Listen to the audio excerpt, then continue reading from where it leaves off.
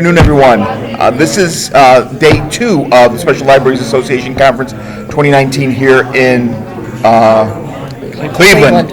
And we just finished the session. The session was entitled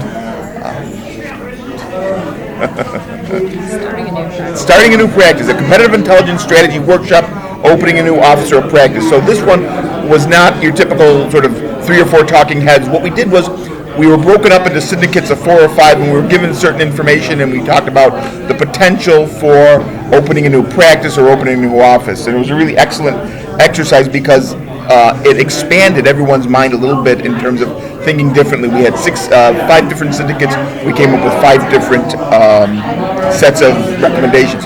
What I'd like to talk about just briefly is one of the takeaways I took away was the eliminating bias in our thinking when we're doing this sort of competitive intelligence. Can you, each of you, talk a little bit about how you overcome your own internal biases when looking at information, trying to analyze information, or what your experience has been doing that? Sure, Karen, we'll start with you. I don't know that you can totally overcome the bias.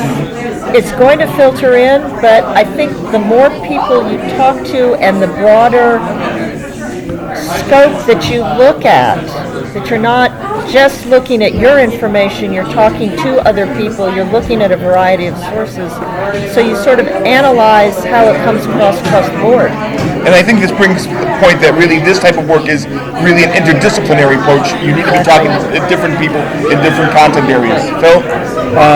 So one of the things I did when I ran a team before is if I was hiring people, I would always hire people with a different point of view and different background. So that way they didn't think like I did. And that helps avoid the bias. It also helps avoid going back to the well to only 1 or 2 data sources. If you hire somebody from finance or somebody from HR or legal, you get a different point of view. And I would just add to that, even if you don't have different people on your team or different generationally or different ethnicities or things like that, make friends who are and have them in a non-compete way read your work, review your work before it goes anywhere else so you can flag for any of those biases.